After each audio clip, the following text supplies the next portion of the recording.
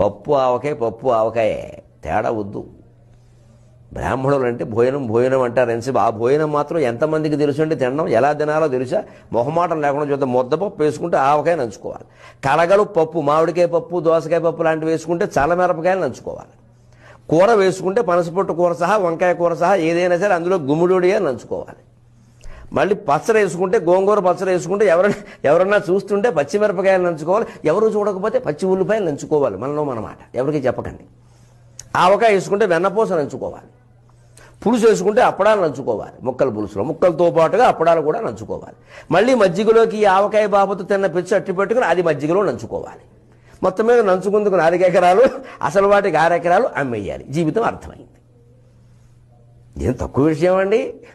తినడానికే ఇంత నైపుణ్యం ఉంటే వండడానికి ఎంత ఉంటుంది? అంటే బ్రాహ్మణో భోజన ప్రియ అన్న మాకు ఏమీ ఇబ్బంది లేదు. అది మాకు యోగ్యతా పత్రం.